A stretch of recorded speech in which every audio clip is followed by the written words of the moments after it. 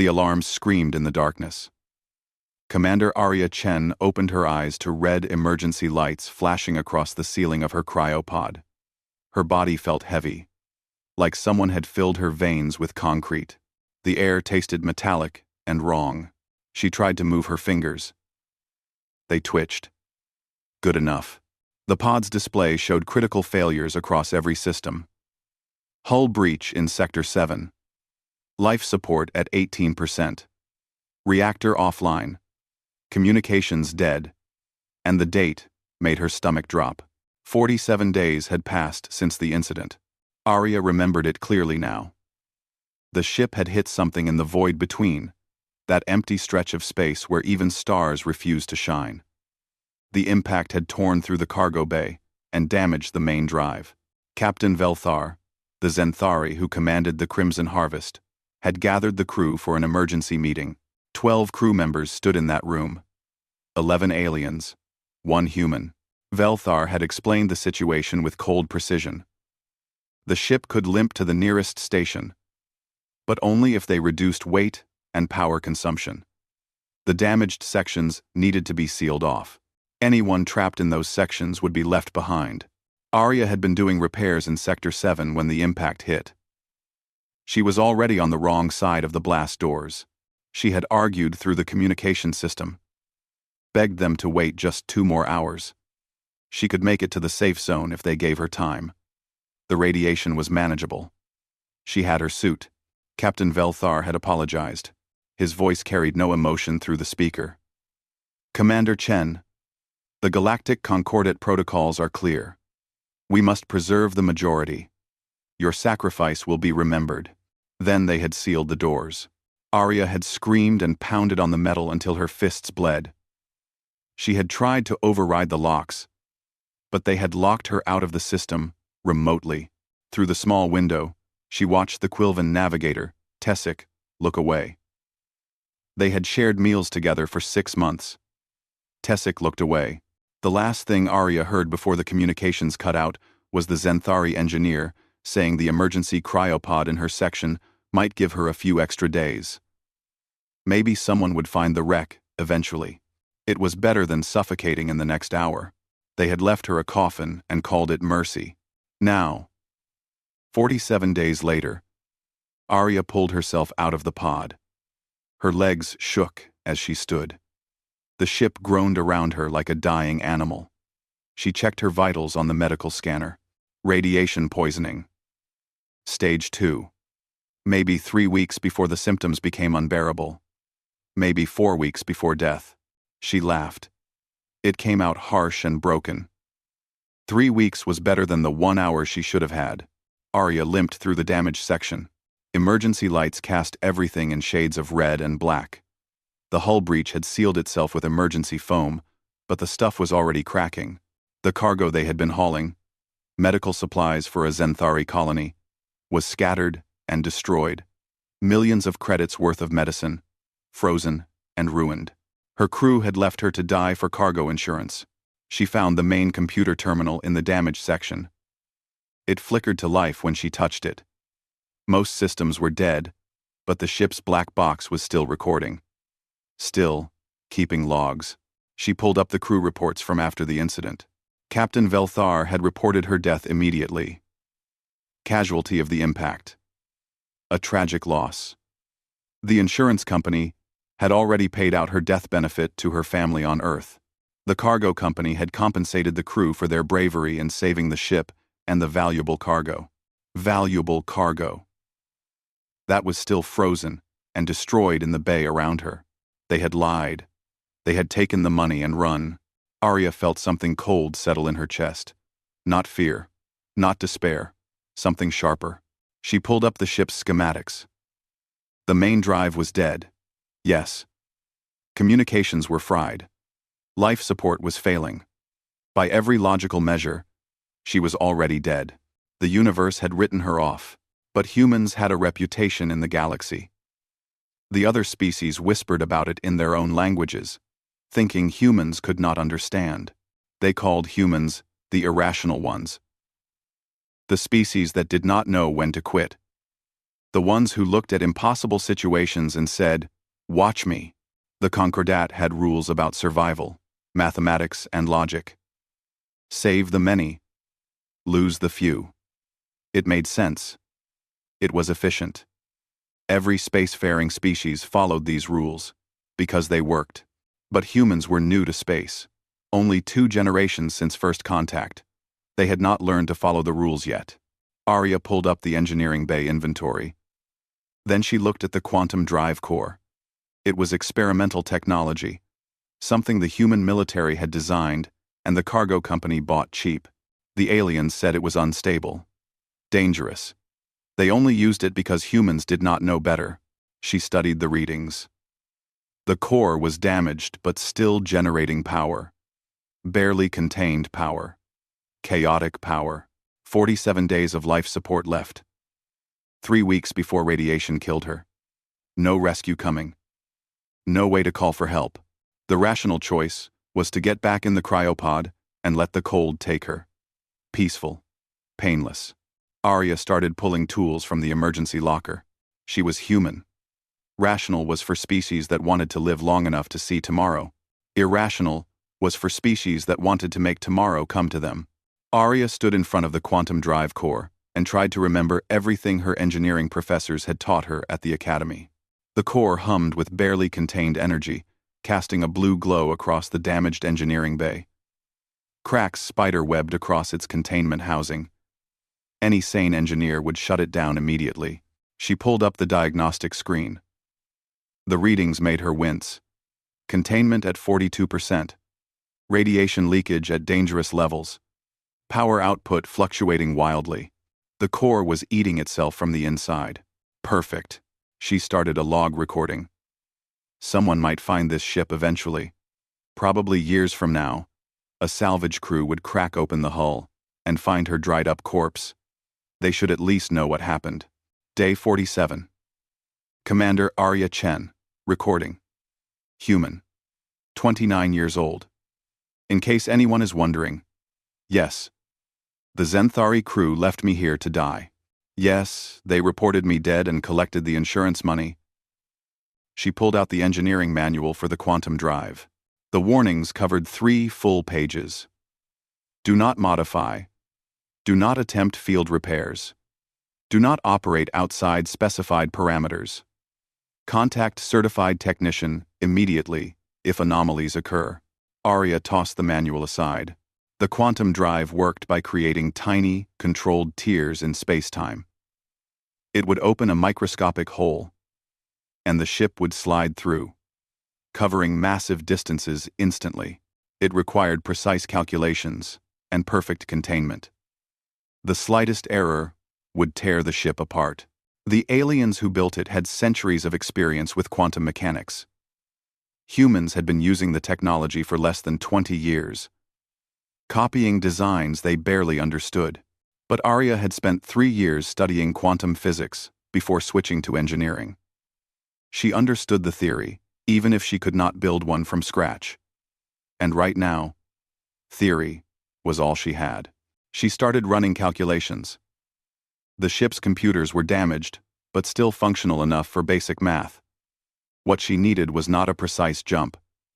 She needed any jump. Anywhere was better than here. Dead in the void with no one looking for her. The first problem was power. The core was unstable, but that meant it was generating more power than usual. Dangerous, uncontrolled power. If she could channel it correctly, she might have enough for one jump. The second problem was navigation. The jump calculations needed precise sensor data. Her sensors were mostly dead. She would be jumping blind, with no idea where she would end up. The third problem was her body. The radiation was getting worse. She could feel it now. A constant ache in her bones. Her hands shook when she worked. Yesterday, she had thrown up twice. The medical scanner showed her white blood cell count dropping. Another week and she would be too weak to work. Arya made her choice. 1 week to build something impossible, or die trying. She started by ripping out every non-essential system on the ship. Life support in the sealed-off sections? Gone. Backup navigation? Did not need it. Emergency escape pods? She laughed at those. Where would she escape to? Every wire, every power cell, every functioning component went toward one goal. Make the quantum drive do something it was never designed to do. On day 51, she performed surgery on herself. The radiation had created tumors. Small ones, but growing. The medical bay's auto-suture system was barely functional, but it would have to do. She stripped to her underclothes, sanitized the surgical platform, and laid down. The hardest part was staying still while the robotic arms cut into her abdomen. The pain medication was expired, so she stuffed a rag in her mouth and bit down hard. The machine's sensors were glitching, so she had to guide it manually with a handheld controller. Cut here, cauterize there, remove the growth, seal the wound. It took 4 hours. She passed out twice. When it was over, she had 17 new stitches and a bucket full of bloody tissue that used to be part of her liver. The medical scanner showed the surgery was messy, but successful. She had bought herself maybe an extra week. She got back to work 6 hours later. On day 56, she cracked the quantum drive's containment open. The safety protocols screamed at her. The core's energy output spiked immediately. Radiation flooded the engineering bay. Arya worked in a full containment suit. Even though she knew it would not be enough. She was already dying. A little more radiation just meant dying faster. She rewired the core's output directly into the ship's hull plating. The design was insane. She was turning the entire ship into a giant quantum antenna. Instead of creating a small, controlled tear in space, she was going to rip a hole large enough to swallow the whole vessel. The calculations showed a 98% chance of catastrophic failure. The ship would probably be torn apart at the atomic level, but 2% was not zero. On day 63, she found out about the cargo claim. She was reviewing the black box data, looking for any sensor logs that might help her navigation, when she found the transmission. Her former crew had filed an insurance claim for the lost cargo. They reported the medical supplies destroyed in the impact. The insurance company had paid out full value. Arya walked back to the cargo bay. The medical supplies were still there. Frozen and ruined. Yes, but there. Recoverable, with the right equipment. The crew had not even tried. They had killed her for insurance money they did not need for cargo they had not lost. She went back to the engineering bay and worked for 16 hours straight. On day 69, everything was ready. The quantum drive pulsed with barely contained chaos. Every wire, every connection, every desperate modification she had made over the past 3 weeks was in place. The ship's computer could not calculate a safe jump, so she had programmed it to jump toward the nearest strong gravitational source. A star. A planet. Anything. Arya sat in the pilot's chair. Her hands were covered in burns and cuts. Her body was eating itself from the inside. She had lost 15 pounds. She could see her ribs. She activated the drive. "They left me because I would not accept death," she said to the recording. "So, I will show them what humans do when we refuse to die." She pressed the button. The universe screamed. The Crimson Harvest did not move through space. It tore through it. Arya's vision went white as every alarm on the ship shrieked at once. The quantum drive core was not creating a stable wormhole. It was ripping a wound in reality itself, and the ship was falling through like a knife through flesh. Space folded. Light bent, in ways that made no sense. The hull screamed as forces that should not exist pulled it in 17 different directions at once. Arya's body lifted from the chair, despite the restraints. Her blood felt like it was boiling and freezing simultaneously. Then, just as suddenly as it began, it stopped. The ship lurched back into normal space, with a sound like breaking glass. Arya slammed forward against her restraints, hard enough to crack a rib. The emergency lights flickered. Died. Then came back, even dimmer than before. She checked the sensors. Most were dead, but enough worked to show her location. She had jumped. She was somewhere. The ship's computer struggled to identify her position. The star charts were corrupted, but the gravitational signatures were strong, very strong. She was near something massive, multiple massive objects, a solar system, a populated solar system. Arya pulled up what was left of her communications array. It was barely functional, but she managed to boost the passive receivers. Signals flooded in. Dozens of them. Hundreds. All in Zenthari, Quilvan, and a mix of other alien languages. She had emerged in the middle of a trade route. No, not just a trade route. According to the fragmented star charts, she was in the Zenthari core systems. This was their home territory, and based on the sheer volume of traffic, she was near something important. The computer finally locked onto a location.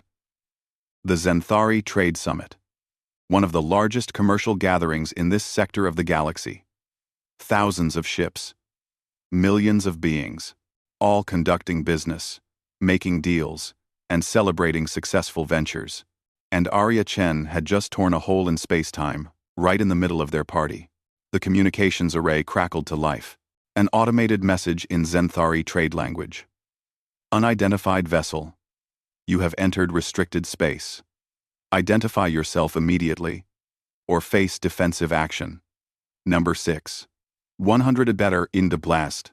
Arya looked at her ship's status. Life support was at 4%. The quantum drive core was melting down. She had maybe 6 hours before the ship became her coffin. She was too weak to walk without holding onto something. Her body was shutting down. She started laughing. It hurt her broken rib, but she could not stop. 6 hours was more than enough. She activated the distress beacon and tied it to the black box recorder. Every ship in the system would receive it. Then, she started broadcasting. This is Commander Arya Chen of the cargo vessel Crimson Harvest. Human. Alive. To Captain Velthar and the crew who left me to die 74 days ago. I am here to file a formal complaint. The response was immediate. A Zenthari Authority vessel hailed her. The voice was sharp and officious. Human vessel, you have violated no fewer than 47 navigational regulations. Your jump signature caused gravitational distortions across 3 orbital zones. Ships had to perform emergency maneuvers. You will power down immediately and prepare to be boarded. Negative, Arya replied. Her voice was weak, but clear. I cannot power down. My ship is dying. I am dying. But before that happens, everyone in this system is going to hear what happened to me. She transmitted her logs. All 74 days of them. The betrayal. The abandonment. The insurance fraud. Her desperate modifications. Every moment of pain and rage and refusal to quit. She sent her medical scans, showing the radiation poisoning, the self-surgery, the deteriorating body functions. She sent the cargo bay footage showing the intact medical supplies her crew had claimed were destroyed. She sent the communications logs proving they had sealed her behind the blast doors while she begged for 2 more hours. She sent everything. The Zenthari Authority vessel went silent for a long moment. When they responded, the voice was different. Uncertain. Commander Chen. These are serious accusations. Please stand by while we verify. Take your time, Arya said. I am not going anywhere. More ships approached. She recognized one of the signatures. The Red Merchant. Captain Velthar's personal vessel. He was here. Probably celebrating his successful cargo run and the insurance payout. Her communications exploded with incoming messages, news services, legal representatives, even a few human ships in the system, demanding to know if she needed assistance. Arya slumped in her chair. Her vision was starting to blur. The radiation sickness was winning. But she had done it. She had made them see her. A new voice came through the communications. Young. Quilvan. By the accent. Commander Chen. This is Junior Navigator Tessic. I am sorry. We thought you were dead. Captain Velthar said the sector was completely destroyed. He said, "No one could have survived." Arya closed her eyes. "I survived, Tessic. Because humans do not know how to quit. We do not follow your protocols. We do not accept the mathematics of acceptable losses. You left me to die. And I tore a hole in space itself to prove you wrong." The quantum drive was failing. She could hear it now. A grinding sound deep in the ship's core. The containment was at 6%. When it hit 0, the core would detonate. Not a large explosion, but enough to vaporize what was left of the Crimson Harvest. Another message. This one from a human military vessel. "Commander Chen, this is the UHNS Defiant. We are 3 hours out. Can you maintain life support until we arrive?" Arya checked the readouts. Negative. Defiant. Life support will fail in approximately 2 hours, but the medical bay still has functioning stasis pods. I can reach one. Understood. We are coming for you. Hold on. Hold on. As if she had done anything else for the past 74 days. The Zenthari authorities were demanding she transfer to their vessel for immediate arrest. The news services were broadcasting her story across every channel. The human ships were organizing a rescue convoy, and somewhere in the chaos, Captain Velthar's ship was trying to quietly leave the system. Arya activated the tracking systems. Even damaged, the Crimson Harvest's sensors could tag a ship's quantum signature. She locked onto the Red Merchant and broadcast its location on all channels. "That ship right there," she said. "That is the crew that left me. They are trying to run." Again, the Zenthari Authority vessels moved to intercept. Captain Velthar was not going anywhere. Arya dragged herself out of the pilot's chair. Every movement was agony. Her body was a mass of bruises, burns, and failing organs.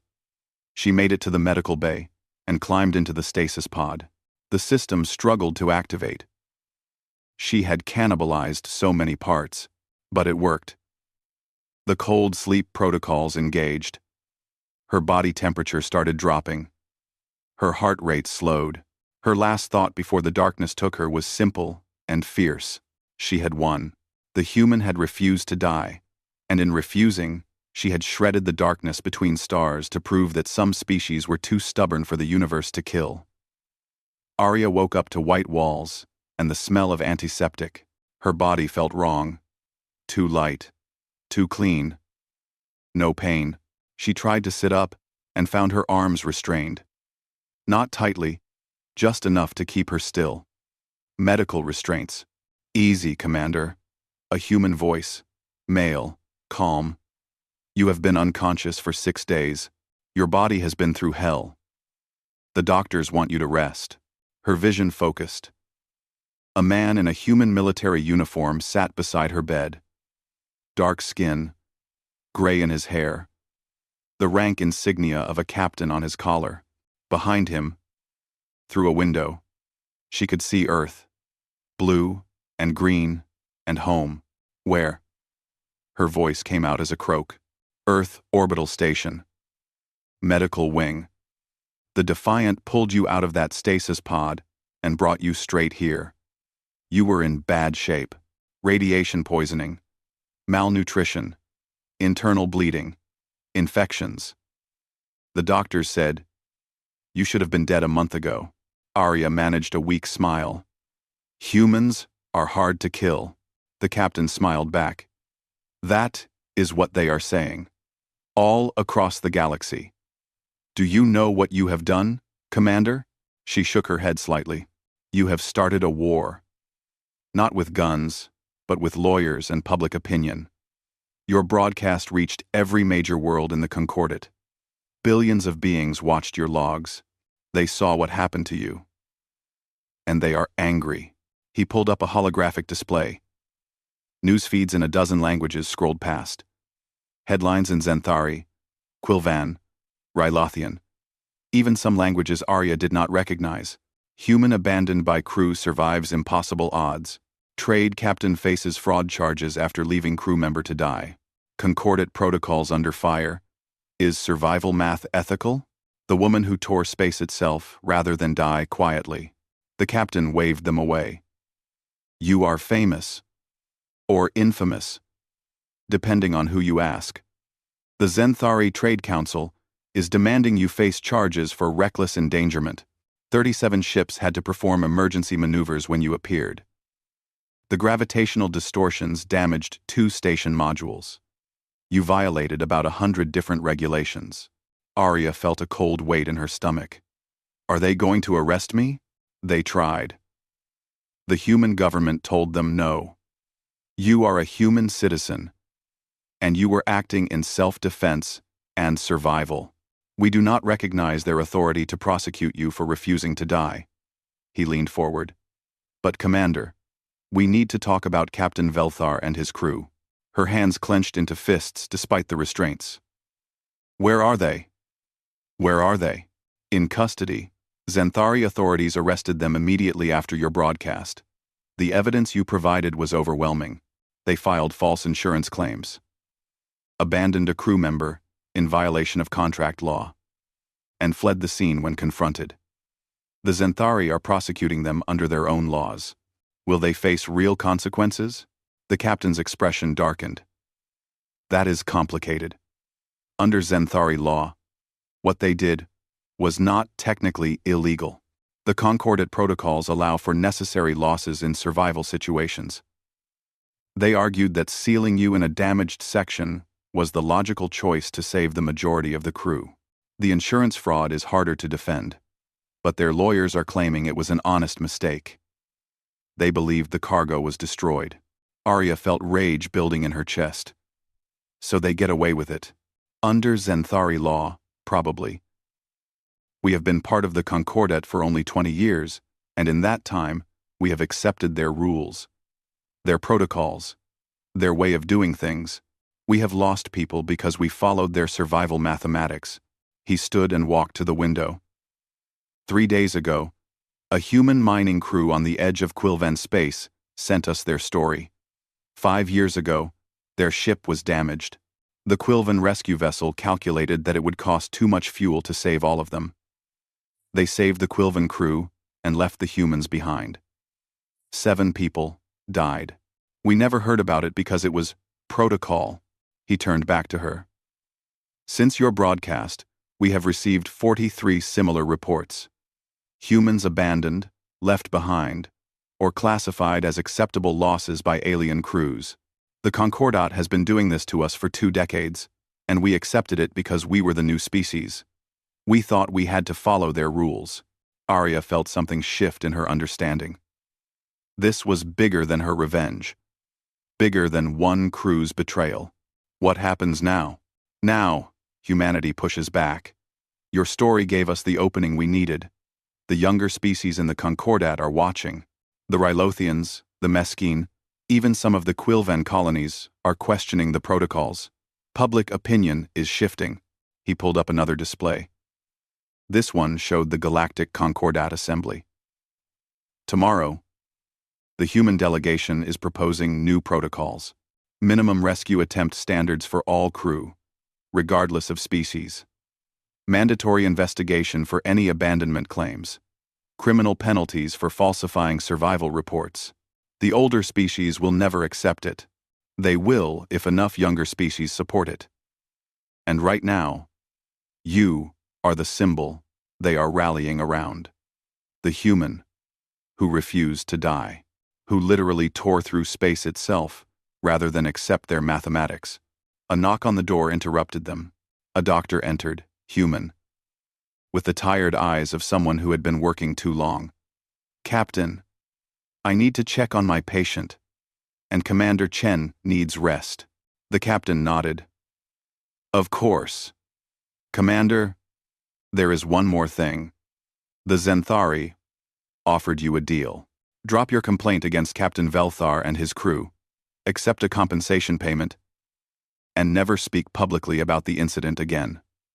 They will make the legal troubles go away. Arya met his eyes. And if I refuse, then this fight continues. It will be messy, public. The Zenthari will make your life difficult. They have lawyers and influence and centuries of experience at political maneuvering. You will become the face of this movement whether you want to be or not. She did not hesitate. I refuse. I did not claw my way through the void to be silenced. Humans do not forget. The captain smiled. It was fierce and proud. That is exactly what I told them you would say. Welcome to the war, Commander Chen. We are glad to have you. After he left, Arya lay in the quiet hospital room and looked out at Earth. Her home planet. Full of billions of humans who were just learning what it meant to be part of a galactic community that did not value them. She had survived because she refused to accept death. Now, she had to make sure that refusal meant something. The universe was vast and cold and did not care about any individual life. But humans cared. And that was going to change everything. 6 months later, Arya stood in front of a classroom full of young human engineers. Her body had healed. Mostly. The doctors had replaced the damaged parts of her liver and treated the worst of the radiation damage. She walked with a slight limp now, a permanent gift from her time in the void. The medical team said she was lucky to be alive. She did not feel lucky. She felt angry. And she was going to make that anger useful. The Chen protocols, she said, pulling up a holographic display, were adopted by the Galactic Concordat 42 days ago. After 6 months of debate, legal battles, and political pressure, the older species fought us every step of the way.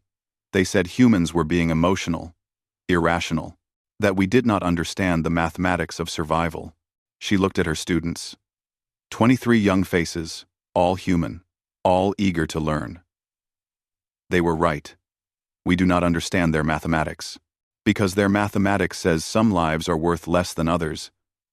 That efficiency matters more than trying. That giving up is sometimes the logical choice. She changed the display. The new protocols filled the screen. Minimum rescue attempt standards. Mandatory investigations. Species-blind survival requirements. Criminal penalties for abandonment. These protocols are not perfect. The older species watered them down, added loopholes. But they exist now. Because one human refused to die quietly. One of the students raised her hand. Young, maybe 19, with bright eyes. Is it true? You built a quantum wormhole generator? Out of scrap parts? Arya smiled. I built an unstable spatial tear using a damaged quantum drive core and pure desperation. Calling it a wormhole generator makes it sound intentional. It was not. I had a 2% chance of success and a 98% chance of being scattered across several dimensions. But 2% was better than 0. Very percent. Do there's about reader. Another student spoke up. The Zenthari engineers said what you did was impossible, that no single person could modify a quantum drive like that. The Zenthari engineers are probably correct. Under normal circumstances, it would be impossible. But I was not working under normal circumstances. I was dying, abandoned, and extremely angry. Humans do remarkable things when we are angry. She pulled up her engineering logs from the Crimson Harvest. The students leaned forward, fascinated. This is what I am going to teach you. Not how to build quantum drives. You will learn that from the regular engineers. I am going to teach you how to survive when everything goes wrong. How to improvise when you have nothing. How to look at impossible situations and find the 2%. The classroom door opened. An older man in a military uniform entered. Admiral Chen, no relation, but Arya had learned to appreciate the coincidence. Continue, Commander. I am just observing. Arya returned the nod and turned back to her students. Humanity has been in space for only 47 years. We are still the new species. The Zenthari have been spacefaring for 3,000 years, the Quilvan for 5,000. They have experience, resources, and technology we can only dream of. So how do we compete? Oh, a student in the back spoke up. We do not play by their rules. Exactly. We cannot out-engineer them. Not yet. We cannot match their resources. But we can outstubborn them. We can refuse to quit. When they would calculate, it is time to give up. That is humanity's advantage. We are too irrational to know when we are beaten. She pulled up the latest reports from human vessels across the galaxy. Since the Chen protocols were adopted, 17 humans have been rescued from situations the Concordat would have classified as acceptable losses. 17 lives saved because we changed the rules. The Admiral spoke from the back. Tell them about the Rylothians. Arya nodded. 3 weeks ago, a Rylothian colony ship suffered catastrophic failure in deep space. By Concordat protocols, they should have abandoned the damaged sections to save the main vessel. Instead, they called for human assistance. We sent 3 ships and spent 48 hours cutting through wreckage to reach the trapped colonists. We saved 87 Rylothian lives. She paused. The Rylothian government has now begun training their own emergency response teams using human methods. They call it irrational rescue protocols. They mean it as a compliment. The students laughed. It was the kind of laugh that came from pride. The point is, Arya continued, we are changing the galaxy. Not through superior technology or military might. Through refusing to accept that some people are expendable. The other species are watching us. Some think we are crazy. Some think we are inefficient. But some are starting to think we might be right. Her communicator buzzed. She checked it quickly. A priority message. Distress signal. Quilvan vessel. Crew. Abandoned in deep space. Requesting human assistance. Arya looked at the message, then at her students. This is Tessik's ship. My former navigator. The one who looked away when they sealed me behind the blast doors. The classroom went silent. Tessik left the crew after what happened. Filed a formal complaint against Captain Velthar. Lost their position. Their reputation. The Quilvan community sees them as a traitor for supporting the Chen protocols. She looked at her students. Their ship just suffered a critical failure. The captain has abandoned them in a damaged section. Exactly what happened to me. One student spoke quietly. Are we going to help? Arya smiled. It was not a kind smile. It was the smile of someone who had torn through space itself, out of pure spite. What do you think? She turned to the Admiral. Sir, requesting permission to take a training vessel and these students on an emergency rescue operation. The Admiral did not hesitate. Permission granted. Show them how it is done, Commander. 30 minutes later, Arya and her students were aboard a fast response vessel, burning toward the coordinates. The trip would take 4 hours at maximum speed. The Quilvan ship's life support would fail in 6. They would make it. Barely. Tessik's message came through on the emergency channel. Chen, is that you? It is me, Tessik. We are coming for you. Why? After what we did to you. Why would you help me? Arya looked at her students working frantically at their stations. Young humans who were learning that refusing to quit was not just stubbornness. It was a philosophy. A way of life. Because humans do not leave people to die. Not our own. Not aliens who wronged us. Not anyone the universe deems expendable. We are irrational like that. She could hear Tessik crying through the transmission. Thank you. Thank you. Save it. We are not there yet. And when we get you out, you are going to help us train the next generation. We need people who understand both sides, who know what it is like to follow the old protocols and to break them. I will do anything. Good. Because this is just the beginning. 4 hours later, they pulled Tessik and 3 other Quilvan crew members from the wreckage. The rescue was messy, improvised, and violated about a dozen safety regulations. It was perfectly human. On the trip back to Earth, Arya found Tessik in the medical bay. The Quilvan looked small and tired, wrapped in thermal blankets. I am sorry, Tessik said. For everything. I should have fought for you. Tessik, Arya sat down beside them. You were following your training, your culture, your protocols. I do not forgive you, but I understand. And more importantly, I am going to make sure it does not happen again. How? By teaching humans to be exactly as irrational, stubborn, and inefficient as possible, and by showing the galaxy that sometimes the illogical choice is the right one. She looked out at the stars streaming past. Somewhere out there, the universe continued on its cold, mathematical way. But in the small spaces where humans traveled, the rules were changing. One rescue at a time. One refused death at a time. The universe was vast and dark and did not care about individual lives. But humans cared about each other. And slowly, they were teaching the galaxy to care too. It was not efficient. It was not logical. It would probably cause problems for centuries to come, but it was human. And that was enough.